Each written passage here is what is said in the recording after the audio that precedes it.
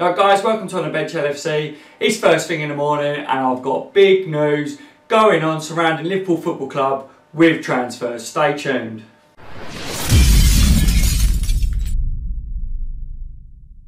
Good morning everyone, how you all doing? I've had a couple of hours sleep but got to put these videos out this morning. I've had to get up nice and early.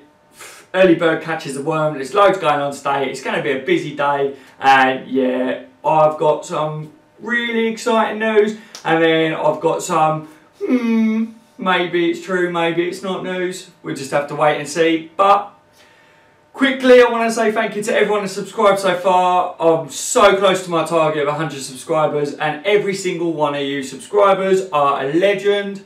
And yeah, it means so much guys. If you haven't subscribed to the channel already, make sure to subscribe because I think we're going to have a busy 2 days and that means this channel is going to be very busy, and as soon as I hear something I will let you know straight away, so hit the subscribe button. Woo! Right, so shall we get going then guys? Right, so I'm going to start with the news that, if you haven't seen it already, it's the one that's got the most truth to it so far, and that is that Alex Oxlade-Chamberlain has rejected her Chelsea move. Whee! Obviously Liverpool absolutely stuffing Arsenal 4-0 was the icing on the cake, and Oxlade-Chamberlain wants to move to Liverpool Football Club. It's probably not got nothing to do with that. I think I had said before in my videos that the Arsenal teammates had come out and said that Chamberlain would prefer a move to Liverpool Football Club and that they thought that he would move to us. So that was kind of rumours back then, but now with him turning down Chelsea, it is rumoured again. Reports are saying that Chamberlain wants to move to Liverpool Football Club, he wants to play under Jurgen Klopp and he wants to play for Liverpool. One of the main factors in this guys is because, like I've said in my previous videos, Chamberlain did not want to play in that right wing back role. He wants to play in a more central role, and Arsenal wasn't playing him in his preferred position, which is one of the reasons he wouldn't sign a contract extension. And he feels that if he went to Chelsea, then they would play him out of position, the same as what Arsenal was. So he doesn't really want to go there. It's a make or break really for Liverpool. It's now or never really. If we want to get Chamberlain, now's our time. If there's ever a plea to say come and get me, it's got to be rejecting a move from Chelsea Football Club. So yeah, what do you guys make of it? I think this is brilliant news. I did say that I really would like to have Oxlade-Chamberlain at Liverpool. He's really progressed lately, and I feel the reason why he played absolutely terrible against Liverpool isn't because he's a terrible player, guys. It's because his heart's not set on Arsenal now. He wants to move away, and with this coming out now, and it looks like he did want the move to Liverpool, why would you play good against a team that you will probably be playing at when you wouldn't really want to drop them points if you're going to be moving to them, if you know what I mean? Like, so that to me is why he didn't play to his full capability. But it could just be that Liverpool are just too fucking good on the day, do you know what I mean? But absolutely exciting news, this is brilliant. But here we go guys, because I'm going to put a little bit of a dampener on it, and it's the fact that most of you guys out there want Liverpool to sign Lemar. That's Thomas Lemar from Monaco, and from what I'm seeing today, a lot of the respected, trusted journalists, and it's on Liverpool Echo and that it's either Lemar or Chamberlain, guys. And it's a little bit gutting because I would love to see both of them come in, but with Liverpool signing Keita and we're still in for Van Dijk, which I will talk about Van Dijk in a minute because we've got some exciting rumours on that one, but I don't know how true it is, but I will talk in depth about that in a minute. So yeah, Liverpool are put in 2 bids, Adam rejected for Thomas Lemar. Apparently going back in with a 3rd bid, and that is within the region of 90 million. And I did say in one of my videos yesterday that Origi, however you want to say his name, Liverpool are trying to tempt Monaco by giving Origi on a loan deal as well, just to smooth things over with that one. And yeah, waiting and seeing. I think from what we're seeing today, Lemar wants to move to Liverpool. He's not exactly pushing for the move, but he does want the move, and we could see a transfer request going today if there's a good enough bid from Liverpool and Monaco are still playing hardball. You might see Lemar try and push a bit more because apparently he does want the move. Again, it's a very difficult transfer situation for Liverpool. We've got to convince Monaco to sell one of their last players, and it's the same with the Van Dijk situation. Liverpool have got obviously for Southampton to make that decision to sell. So yeah, so it looks like today's going to be a very busy day, as well as tomorrow for Michael Edwards and for on the bench LFC. So yeah, I'll keep you guys updated as soon as I see anything. Like I said, there is a bit of a dampener on it because the reports are that it's either Lemar or then Liverpool sign Chamberlain. So it looks like Liverpool's favourite out of the two is Lemar. That's why you've seen 2 bids go in over the last couple of days. And that's why you haven't seen an official bid put in by Liverpool for Chamberlain. I don't know, in a business sense, guys, to me, Chamberlain we would be able to get for around 35 million. That's what Chelsea had accepted by Arsenal for Chamberlain. So he's a lot cheaper than what Lemar is, and he's someone that is suited and Premier League proven.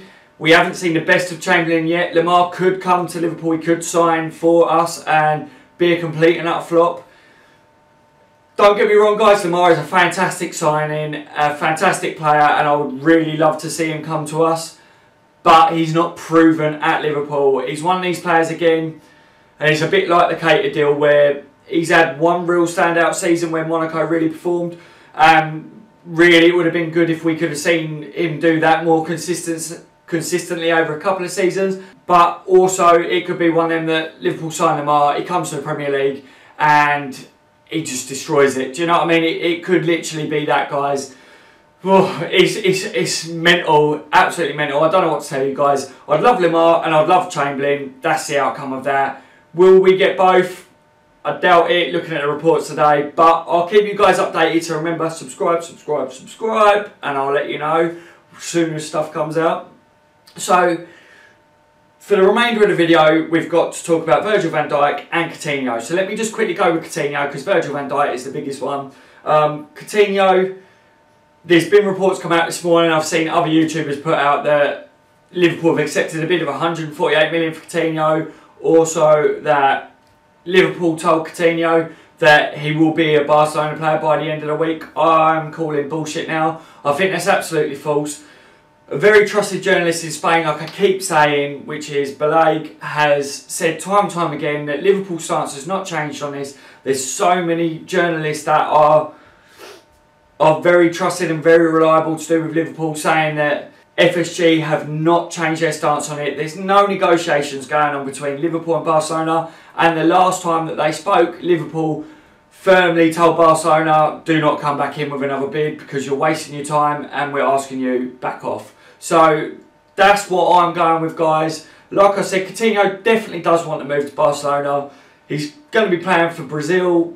Apparently it's a mental thing and that's why he's got a back injury, because it's stress and strain, and you know what anxiety and stress can do to you. A lot of you guys out there will know that mental health can have a massive effect on you. I said I can't see why he's so low, to be honest with you. He's a professional football player, paid so much money a week. Just get on with it. You've got a huge contract at Liverpool, fulfill it. Do you know what I mean? That's my views. That's why I've been a little bit pissed off with Coutinho of late. But then again, you can't blame the lad for wanting to move to Barcelona. Do you know what I mean? It swings and roundabout, guys. Some of you agree with me, some of you don't. Everyone's got their own views on it.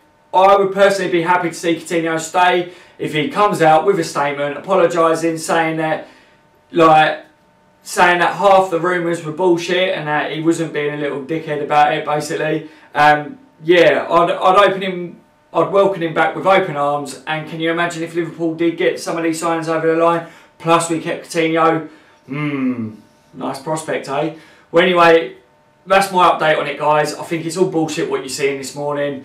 I think the truth of it is Coutinho's staying at Liverpool. Barcelona now, Di Maria has asked PSG for a move to Barcelona, so that tells me that they're going with plan B. They're going to sign Di Maria over Coutinho. So that's your update on that one, guys. As always, though, if there is anything change on that, I will let you know. So subscribe. And so let's get on with the Virgil van Dijk situation. This is what most of you want to talk about, and obviously it's the biggest one of this whole transfer window in my opinion. But so let me start with yesterday. Reports come out that a private jet had landed at an airport in Liverpool, and that Liverpool's car, there was a picture taken of Liverpool's car picking someone up from this private jet.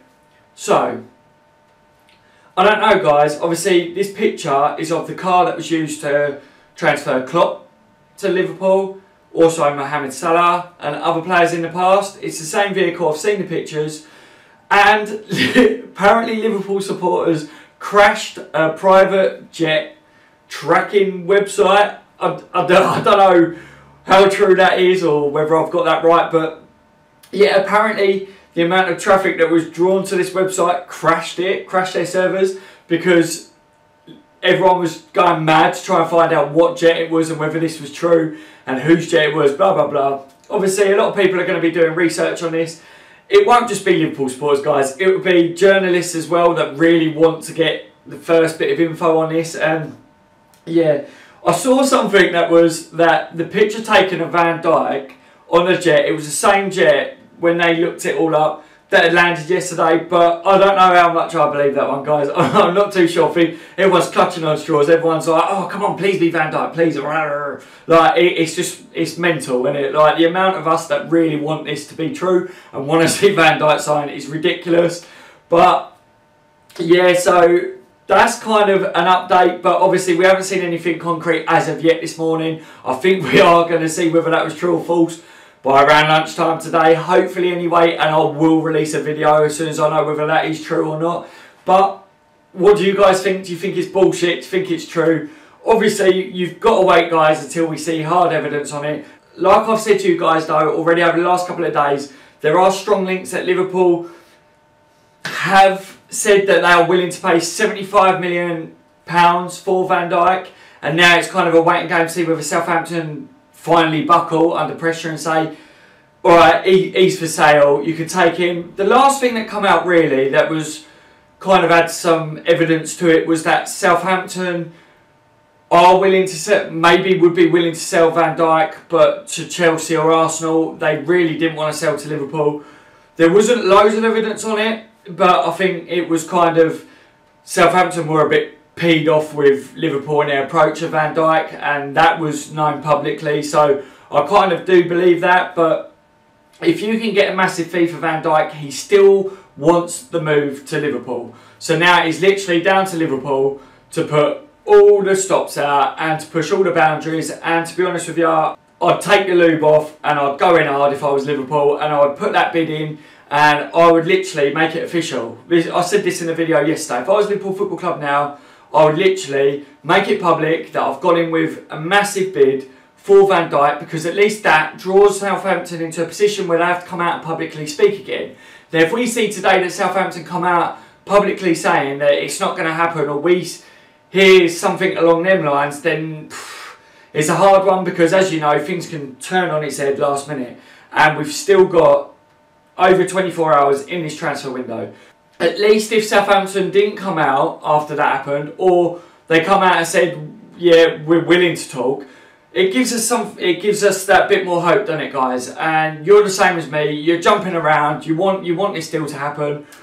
I know I've seen some people say that they really think it's ridiculous the price that we're going to pay for Van Dijk. But to be honest with you guys, how much do you put on the fact that Liverpool need a new centre back, and one that can deal with the high line that Liverpool play and are good at clearing the ball, and yeah, basically just Van Dijk package. Do you know what I mean? Like, yeah, how much do you put a price on that, guys? Like, to me, I'd pay up to 100 million, and some of you won't agree on that, but I would. If Van Dijk come in and sorted out our defensive woes, and Liverpool then went on to challenge for the title and things like that, I think it's well worth it, guys. I think it's well worth paying every penny if he come in and did that. Bit concerned about the injury worries, because obviously he only played a half a season at Southampton, so a little bit worried about that. But as long as he's fit and we had him in the team and he played throughout the season and made our defence better, yeah, 75 million, 80 million doesn't look like a bad deal to me, guys, especially when the money that's being thrown around for other players in this transfer market is going on. Do you know what I mean? Like, to me, yeah, it's good business anyway. So let me know what you guys think on everything. Last topic quickly before I end, and I'll say it really quickly.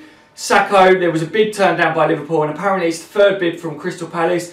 Was rumoured to be around 25 million, and Liverpool are in a strong position apparently, and saying that he's valued at 30 million and he's not going for any less. So we've just got to wait and see whether Crystal Palace come back in.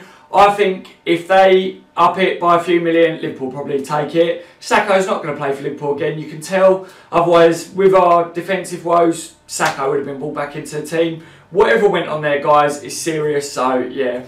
But I'll keep you guys updated, so subscribe to the channel. Leave a thumbs up if you want Van Dijk, Lemar and Chamberlain to sign. My views is that we'll probably get 2 of the 3, or I'm hoping that we do anyway. So yeah, thumbs up anyway, guys, and I'm out.